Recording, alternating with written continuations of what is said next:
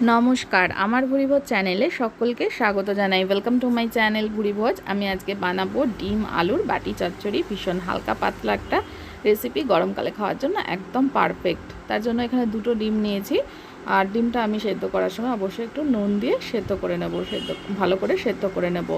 এবার এখানে আমি আলু নিয়েছি, দুটো মিডিয়াম সাইজের আলুকে এভাবে টুকরো করে নিয়েছি, আর পেঁয়াজ নিয়েছি ছোট সাইজের তিনটে। আলুগুলো এইভাবে আর পেঁয়াজগুলো এইভাবে কেটে নিয়েছি, আর এর মধ্যে 4-5টা কাঁচা লঙ্কা কুচিয়ে নিয়েছি। রান্নাটা কিন্তু এই পাত্রটার, অ্যালুমিনিয়ামের পাত্রটার মধ্যেই আমি করব, যেহেতু বললাম বাটি চচ্চড়ি, তো স্বাভাবিকভাবেই বাটিতে রান্নাটা করতে হয়। আমি এখানে অ্যালুমিনিয়ামের একটা পাত্রে আলু, পেঁয়াজ আর কাঁচা লঙ্কা নিয়ে নিয়েছি, আর দিয়ে দিলাম স্বাদ মতো এর মধ্যে নুন দেওয়ার পরে এর মধ্যে দিয়ে দেবো কিছুটা পরিমাণে হলুদ গুঁড়ো,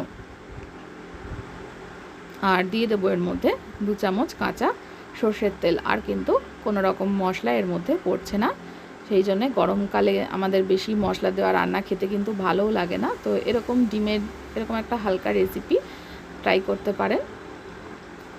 সমস্ত উপকরণগুলো এবার হাতের সাহায্যে ভালো করে মেখে নেব। খুব ভালোভাবে হাতের সাহায্যে মাখা হয়ে গেলে এবার আমি এর মধ্যে দিয়ে দেব বেশ কিছুটা পরিমাণ জল, কারণ আলুটাকে কিন্তু ভালো করে সেদ্ধ করতে হবে, সেই জন্য কিছুটা পরিমাণ জল দিয়ে দিলাম। দিয়ে এবার গ্যাসে বসিয়ে দিয়েছি, ভালোভাবে আলুটাকে সেদ্ধ করে নেব। আলুটা সেদ্ধ করতে 7 থেকে 10 মিনিট মতন সময় লাগবে, আর কয়েকটা কাঁচা লঙ্কা আরও দিয়ে দিলাম। 7-8 মিনিট পরে দেখবেন আলুটা কিন্তু ভালো করে সেদ্ধ হয়ে গেছে। ঝোলটা আরও একটু টানিয়ে নেব। যতক্ষণ জলটা শুকোচ্ছে ততক্ষণ আমি ডিমের খোসা ছাড়িয়ে নিয়েছি। খোসা ছাড়িয়ে নিয়ে এবার ডিমটা টুকরো করে কিন্তু একটু কেটে নিতে হবে। মাঝখান দিয়ে একটা ফালি দিয়ে দিলাম, দিয়ে আরও একটা টুকরো এভাবে কেটে নেব।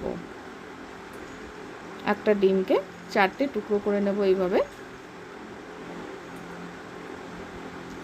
এবার যখন জলটা দেখবেন একটু টেনে এসছে, আলু ভালো করে সেদ্ধ হয়ে গেছে, তারপরে আমি এর মধ্যে ডিমের টুকরোগুলো দিয়ে দিচ্ছি। ডিমের টুকরোগুলো দেওয়ার পরে একটু ঝোলের সাথে মিশিয়ে 1-1.5 মিনিট মতন ফুটিয়ে নিতে হবে।